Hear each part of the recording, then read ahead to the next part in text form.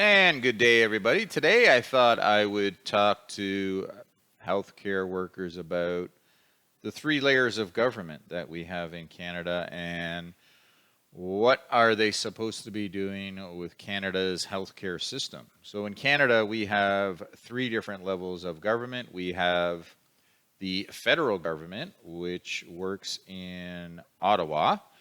We have the provincial government, which works in Toronto, and that one is called Queen's Park. Queen's Park is south of Bloor Street off of Avenue Road in that area of Toronto, if you know it.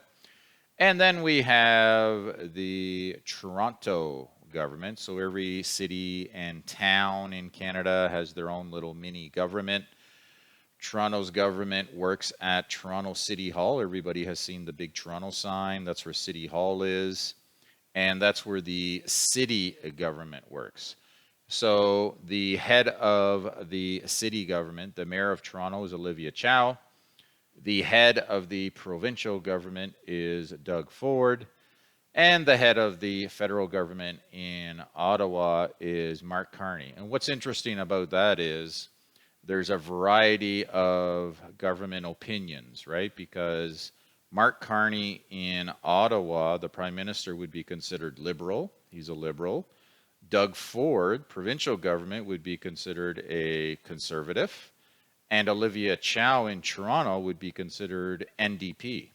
So there's three parties in Canada, liberal, conservative, and NDP.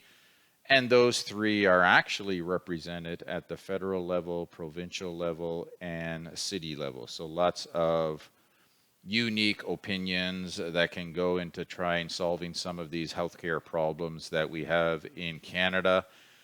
The federal government basically takes a percentage of our tax money in Canada. All the Canadians that pay taxes are going into a fund. That fund is separated and distributed to the different provinces and territories in Canada. So that percentage is around 17 to 20% of all the billions of dollars of tax money that the federal government takes in is going to be divided to the different provinces and territories of Canada.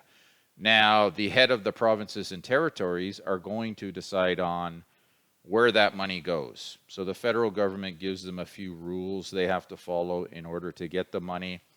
The governments are going to follow those rules, like it has to be comprehensive health care provided, it has to be provided to everyone, universal, has to be portable, you can use it anywhere in Canada, it has to be necessary or comprehensive coverage. These are the rules the federal government sets out for the provinces and territories to follow in order for them to get the federal money. So the Ontario government then takes the healthcare money and they can decide where it's going to be allocated. Right now, a lot of money is going into long-term care, nursing homes in Ontario. Also hospitals. I believe we just built a hospital a few years ago around the Humberview area of Toronto. Those types of decisions are being made by the provincial government, but also the city and the little mini city government in Toronto can decide where those different healthcare coverages can go. So Canada's healthcare system generally has good opinions about it. There are problems with it, though. It isn't really free because our tax dollars are paying for it. But also there's long lineups that are out there. And of course, there's a famous joke of a patient going to see the doctor. Doctor says you have a bad tumor in your brain. The doctor tells the patient, if we get the tumor out within the next 3 months, everything's going to be fine. You're going to be healthy. You're going to be fine as long as we take that tumor out within the next 3 months. Patient says, when can I get scheduled for surgery? Doctor says, 6 months.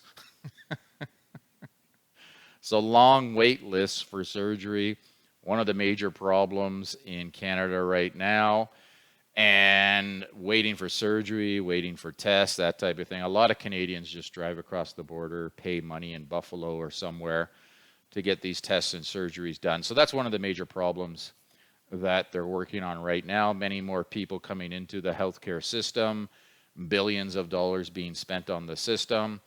Another problem, the governments are trying to provide more home care right now, much, much cheaper to provide home care than inside of a nursing home or a hospital. And of course, we're always trying to promote disease prevention, so helping Canadians stay healthy before they do get sick. Stop Smoking program would be an example of that. Government will help you in a smoking cessation program. Also, health promotion is another one. How can we stay more healthy? What are some of the tips and advice we can give people? Canada's food guide is a good example of that, how we should be eating, the amounts of foods we should be eating on a daily basis. Also, information on exercise, drinking more water, that type of thing in Canada's food guide. That would be an example of health promotion. And the other one is hospitals. Hospitals are great resources for educational programs. Lots of free little educational in-services inside of hospitals. So that's another thing you can recommend or tell your clients as well. Hey, hope that was helpful, and I'll see you next time on JoJo the Caregiving Show. Remember, like, share, subscribe.